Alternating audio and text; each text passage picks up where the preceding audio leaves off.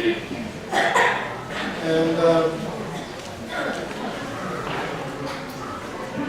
on Palm Sunday, today is Palm Sunday, we commemorate how Jesus entered triumphantly Jerusalem. But the thing that really should strike us most is what it ushers in is the Good Friday. When on the cross, Jesus would cry out, "It is finished, it is consummated. Father, forgive them, for they don't know what they are doing."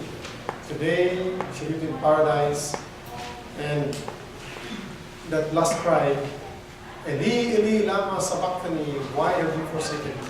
You'll have that on Friday, and I hope you'll be excited when 7 men equipped and blessed of God will expose it to us, the 7 last words. On Saturday, I hope you fill this room with people that will invite for Easter cantata. We have 2 Easter cantata celebrations on Saturday evening, 6 to 8, and on Sunday morning. I think we're starting a little bit later that day, 10:30 instead of 10 on Sunday. The church brother Tim has sent communication about that. I'm going to continue on what we've studied last time on the book of Ruth. It's kind of hard for me because I have to shorten the whole 4-chapter book into 2 studies. And the message is extending kindness, giving grace, and impacting lives.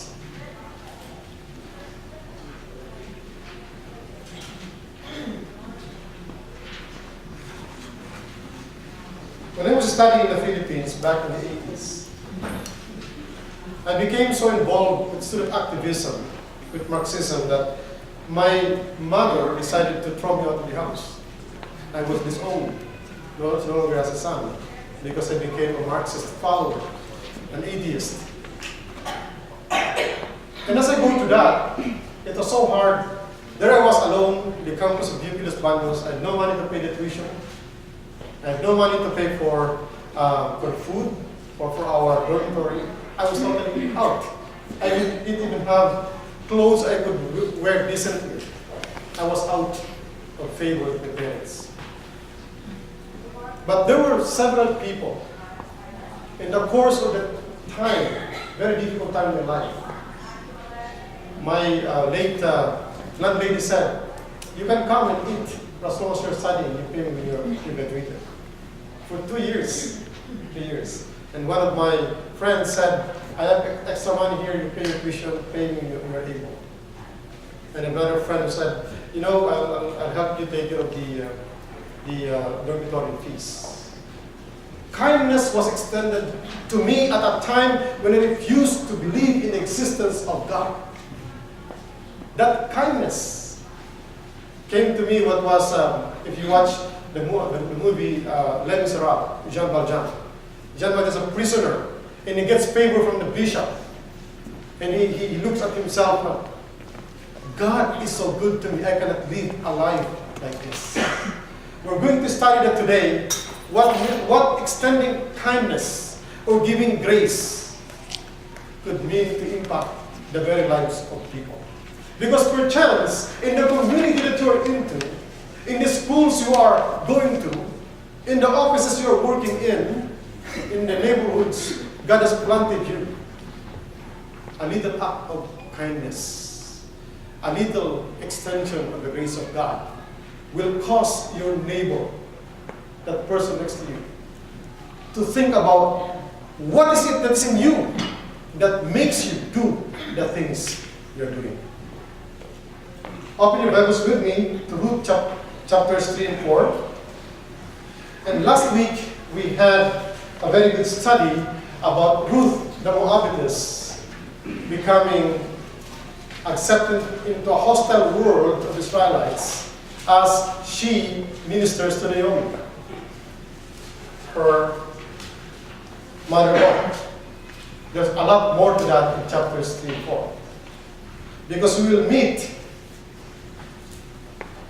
a hero named Boaz. So we're going to flip through chapters 3 and 4. I'm going to read from a few passages, and it says right there in your screen. Then Naomi, her mother-in-law, said to her, "My daughter, should I not seek rest for you, that it may be well with you? Is not Boaz a relative with whose young men you were?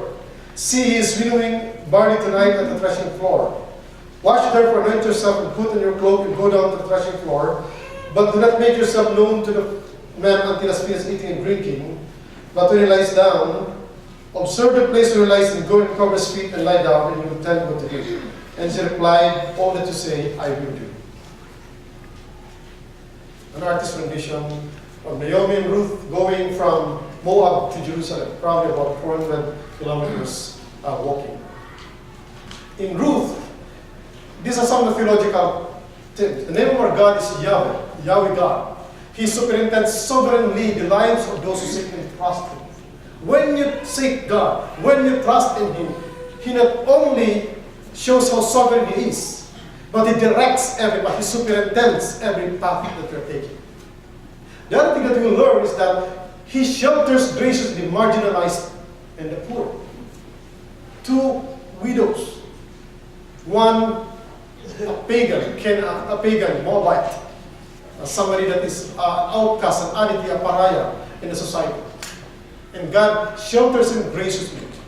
And 3, God satisfies faithfully the needs of the vulnerable and the helpless. If you come today vulnerable and helpless before God, praise the Lord for that. It is God Himself who will faithfully minister to you. And I pray that you will meet and experience it. Let's just pause a moment of prayer, shall we? Father in heaven, I ask of you that you open the ears of our understanding and the eyes of our wisdom, and you would speak to our heart of hearts audibly and clearly, and you articulate yourself to us that we may know how to go in the way that you want us to go. Lead us where you want us to be. Hide your servant in the shadow of the cross, and the open tomb of Christ, and exalt Jesus and Him in our midst. In His name we pray. Amen.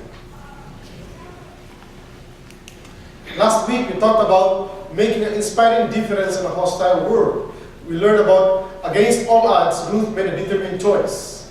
We also learned against bitter disappointment, Ruth expressed a desired commitment. And against also, Ruth promised an oath and declared covenant. The beautiful passage we're referring to here is what Ruth said to Naomi: "Do not urge me to leave you or return from following you. For where you go, I will go, and where you lodge, I will lodge. Your people shall be people, your God, my God. Where you die, I will die, and there I will bury you. May the Lord do so to me, and more also if anything but death parts me from you." Commitment, determination, and a covenant. Now, when we study it more, there are amazing things you'll find out here. In chapter 2, in passing, we will learn that Ruth, an alien foreigner, was sought and found refuge in the redeeming love of Yahweh, the God of Israel. Very instructive, because I said Moab is filled with a lot of gods and goddesses. You have Molech, you have Baal, you have Ashtoreth, you have Asherah, you have all these gods and goddesses. And Ruth chose to follow the Yahwistic God, the God of Israel, Yahweh God. So Ruth looked up to God for His promises as a poor widow and alien in Israel. She also leaned on God for His provision as a sojourner, experiencing the grace of the God of Israel.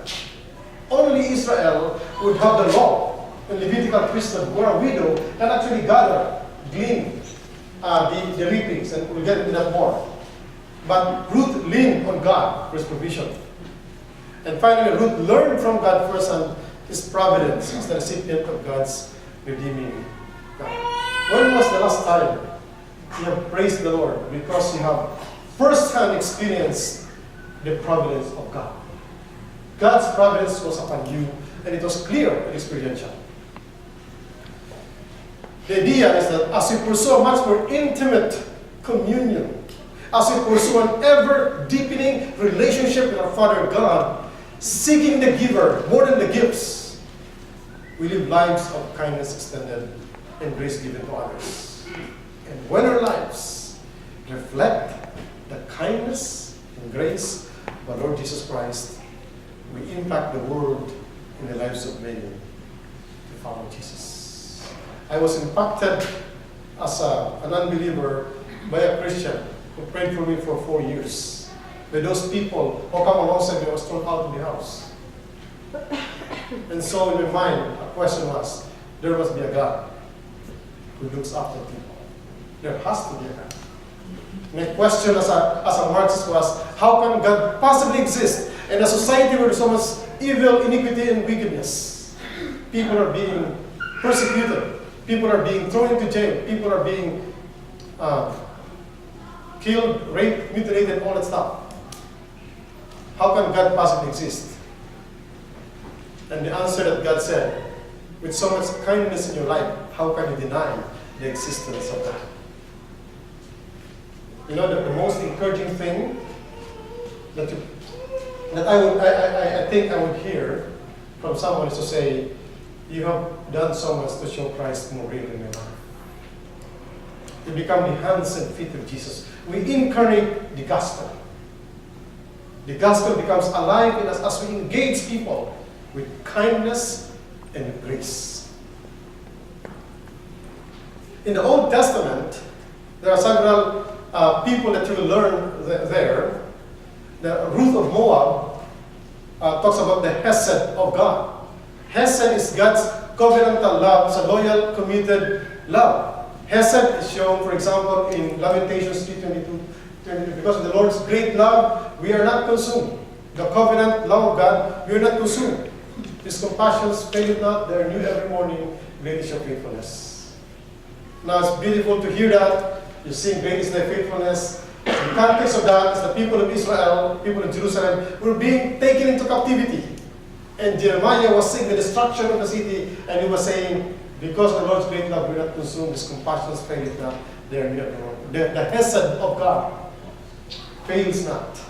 The Hesed of God, the covenantal love of God, never changes. It follows us. David would have written in Psalm 23, surely goodness and mercy will follow me all the days of my life. The image is goodness and mercy are two dogs nipping at your heels. So the Hesed of God is running after us.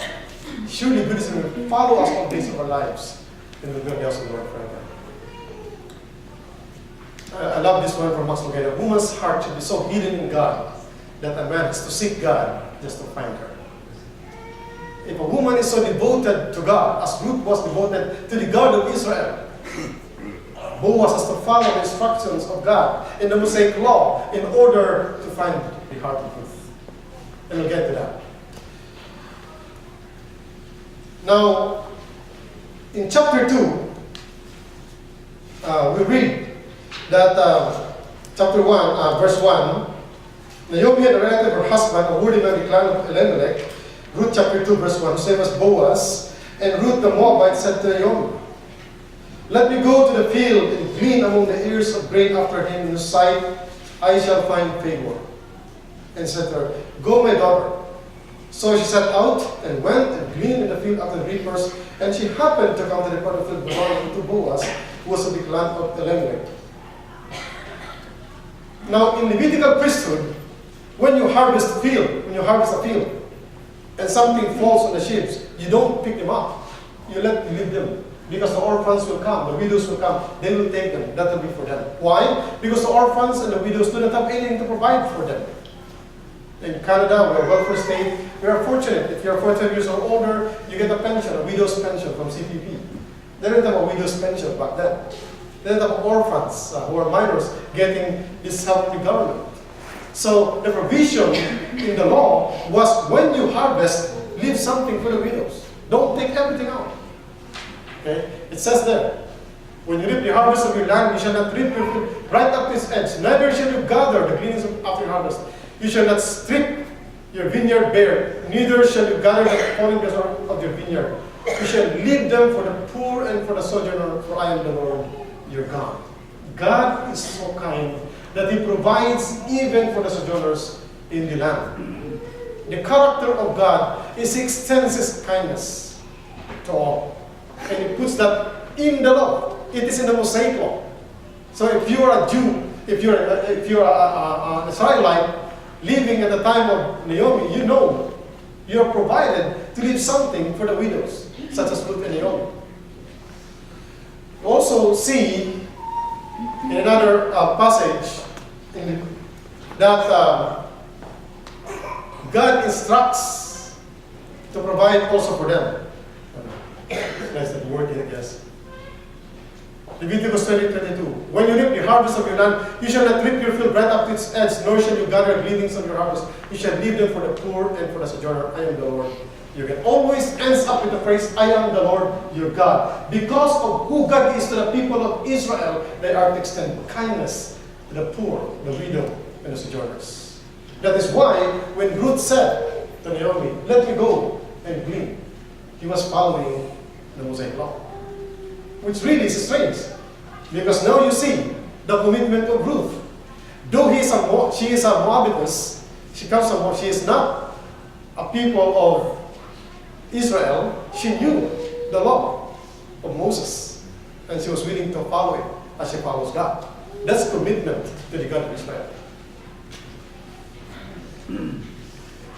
Here's one thing that we learn about Boaz. Boaz of Bethlehem. The two words are kinsman and redeemer. Kinsman means to say you're a relative. In verse 1 of chapter 2, we read about that. Naomi had a relative of her husband's, a worthy man of the land of Elimelech, whose name was Boaz. So he was a kinsman.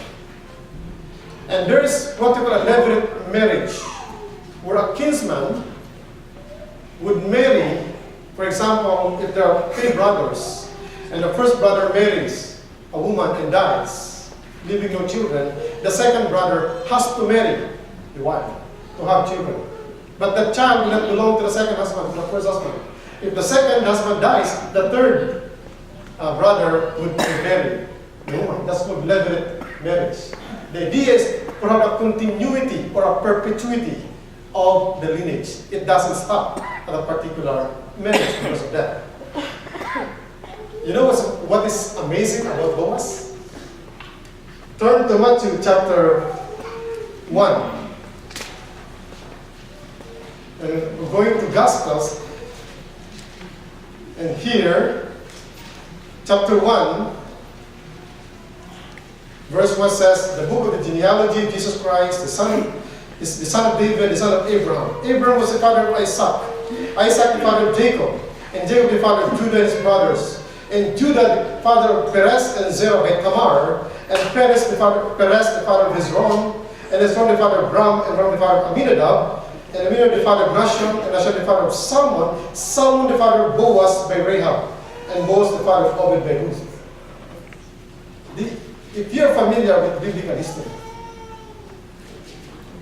there are 3 different women who are not of the Commonwealth of Israel.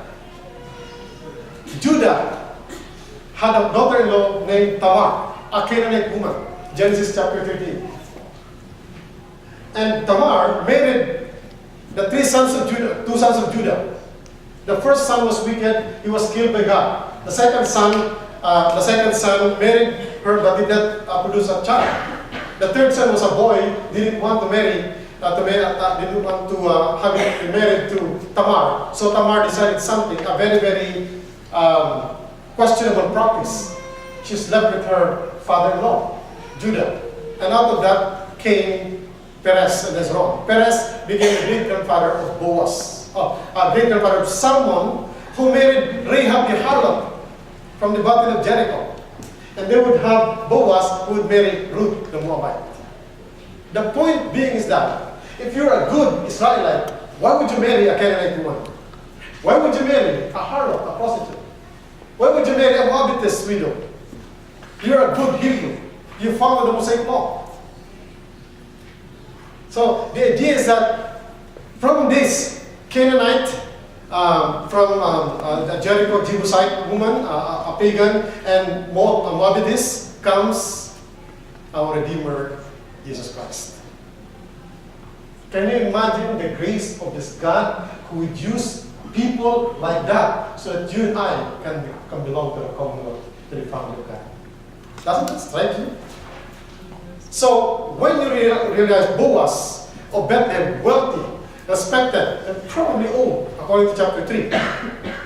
Now you realize that this Boaz had a lineage that is not part of the Commonwealth of Israel. He was partly an outsider in the family of Israel. And in chapter 3, a beautiful love story comes. Love story comes that here's a widow, by the law of Moses, the kinsman, nearest of kin, should marry that widow to continue on the lineage. However, there was another person who was closer than Boaz. There was another kinsman. That's what we call a redeemer. A redeemer, or a kinsman redeemer, would be somebody who is related by blood, who is able to buy the properties of the deceased and then marry the widow of the deceased. You find that in Ruth chapter 3. First, in Ruth chapter 3, Ruth comes to Boaz and said, verse 9, Boaz said, "Who are you?" And she said, "I am Ruth, your servant. Spread your wings over your servant, for you are a redeemer." It means, take me in your shelter. So it means that Boaz was a unmarried, eligible bachelor, to wealthy, because he's able to buy the land of Ruth and Naomi. And here's what Boaz said: "May you be blessed by the Lord, my daughter. You have made this last kindness greater than the first, in that you have not gone after young women, whether poor or rich." Implying that he's old. You would have been enticed, you would have been attracted to young men, whether rich or poor. You chose me. I'm not a young man anymore. And this is so kind of you, that you would ask me to seek refuge from you.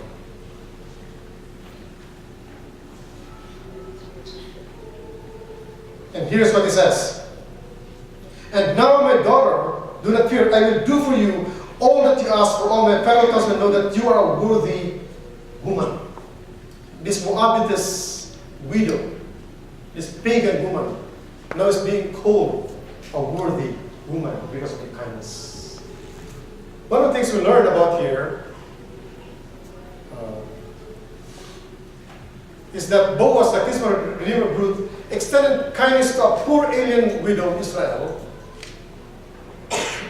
And an example is for us to also extend kindness to others around us. Kinsman redeemer. You will read in chapter 2 that he is a very, very good, not wealthy, not simply wealthy. He was very kind landlord. He took care of his helpers. He was well loved. He was well respected. And yet he chose to extend kindness to this widow from Moab, whom we know. We don't know if she is pretty. We don't know if she is educated. We don't know if she is attractive. We simply know she's a widow from Moab. But he chose to be kind to her. Not only that he chose to be kind to her, but he also chose to submit to the Mosaic law. Boaz could have said, "Why would I marry a widow like that? I'm not the nearest kinsman redeemer." Look at chapter 4. Chapter 3, verse 12. "It is true that I'm a redeemer, yet there's a redeemer nearer than I. Remain tonight. And in the morning, if he will redeem you, good. Let him do it. But if he's not willing to redeem you, then as the Lord lives, I will redeem you. I will take you under my wings. I will marry you. I will provide for you. I will shelter you." But there's another person who's closer, and he has the right of first refusal. So he has to refuse first, and I will come. And in chapter 4, it really happens. He meets his Redeemer. Chapter 4, verse 1. "Boaz had gone up to the gate and sat down there, and behold, the Redeemer whom Boaz had spoken came by. So Boaz said, 'Turn aside, friend, sit down here.' He turned aside, sat down, and he took 10 men of the elders of the city and said, 'Sit down here.' Naomi, who was come up from the country, both is selling the parcel of land that belonged to a relative Elimelech. So I thought I would tell you it and say, buy it in the presence of those sitting here, in the presence of the elders of my people. If you will redeem it, redeem it. But if you will not, tell me that I may know. For no one besides you to redeem it when I come after you. By the law of Moses, my friend, you have to take these properties of eliminate. And the Redeemer said, yeah, I will do it. The kinsman says, I will do it. I will redeem it. Verse 5, and Boaz said, the day you buy the field from the hand of Naomi, you also acquire Ruth the Moabite, the widow of the dead, in order to perpetuate the name of the dead in his inheritance. It comes with something else. You gotta marry also the widow. And for the kinsman, I'm not gonna do it.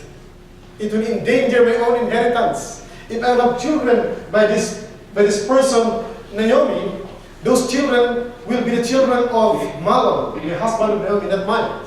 And therefore, the inheritance will go to their children, not to me. I'm not going to touch it. So, if you look at that, for Boaz to marry Naomi, there was a certain unconditional acceptance. There's a certain assurance in Boaz. And Boaz is the type of Jesus Christ. He accepts us in the beloved. We'll get into that more. But the second reflection we can think about, as Boaz, the kinsman redeemer, submitted to the provisions and instructions of the Mosaic law and the divine lawgiver, we are to submit to Jesus. Jesus said, I am the fulfillment of the law, and himself our kinsman redeemer.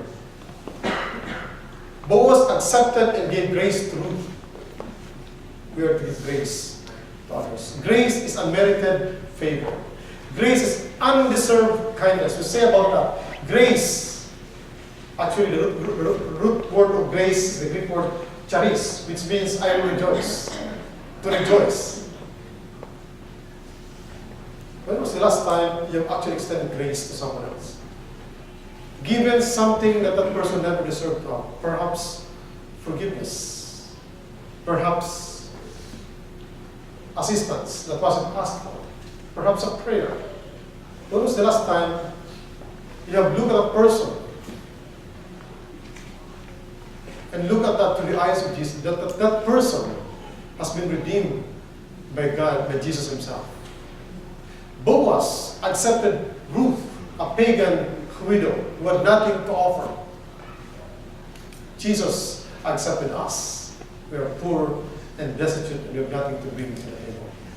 That's grace. And because we realize that, how are we extending that grace to others who are most in need? Do we extend grace only to people who are like us? Do we extend grace only to people that we love and we like and are comfortable with? Do we extend people to only those that in our homogeneous society we are the same? Or we extend grace? It's called engagement. Do we engage our theology with the culture of our day? Do we engage our people with what we know about the Bible and of grace and of Jesus Christ?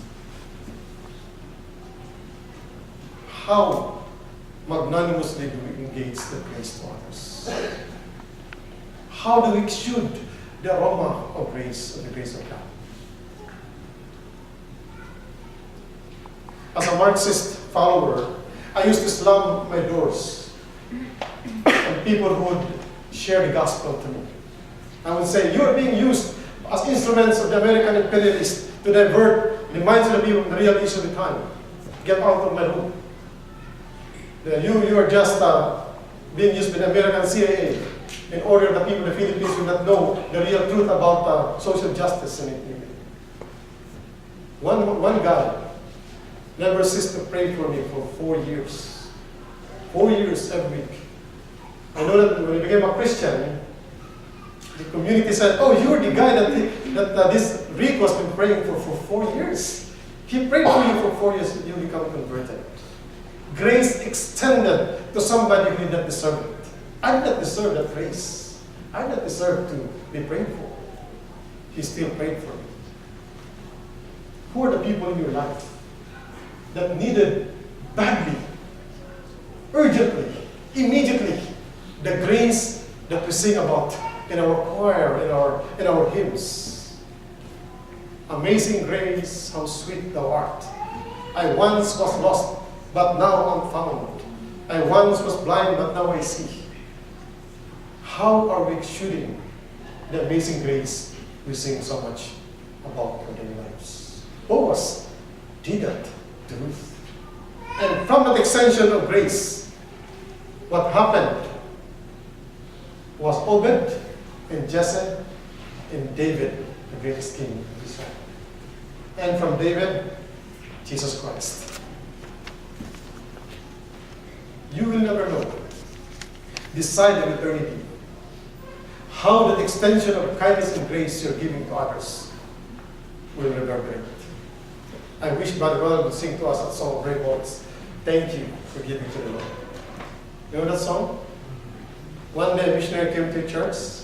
His pictures made you cry. Just like Isabel showed to us last night. You had no money, but you give it anyway. God gives us money. That's why I'm in heaven today. Thank you for giving to the Lord. I'm so glad you gave. Are you giving the grace of God to those that need it most in their life? Last, as Boaz extended kindness, he gave grace to Ruth and impacted the lives of many. We are to impact others with kindness and grace. When you reflect, when you walk with God, when was the last time somebody testified of you that because of the grace and kindness of that person, I am where I am right now? Because he took the time to share the gospel to me. Because he shared Jesus with his life, not just with words. I am walking with Jesus today, impacting others with that kindness. The closing words of Ruth says,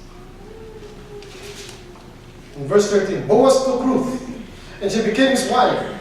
And he went into her, and the Lord gave her conception, and she bore a son. Then the women said to Naomi, Blessed be the Lord who has not left you this day without a redeemer, and may his name be renowned in Israel. He shall be to you a restorer of life and a nourisher of your old age. For your daughter-in-law who loves you, who is more to you than 7 sons, has given birth to him. Then Naomi took his child, laid him in her lap, and became his nurse. And the women of the neighbor came him, saying, A son has been born to Naomi. They named him Obed. He was the father of Jesse, the father of David, the greatest king of Israel. Challenge I would like to leave you today.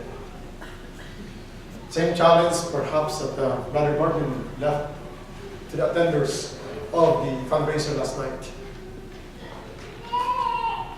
Evangelize people with your lives by the kindness and the grace that you show. Let the aroma of grace that we speak so much about and the kindness that we sing of Christ be seen in the way we relate to others, unconditionally, without regret. Because one day, Christ perchance will come to us and say, I was naked. Did you clothe me? I was hungry. Did you feed me? I was thirsty. Did you give me drink? I was in prison. Did you visit me? I was sick. Did you pray for me? I was lost. Did you help me find Jesus? Let's pray.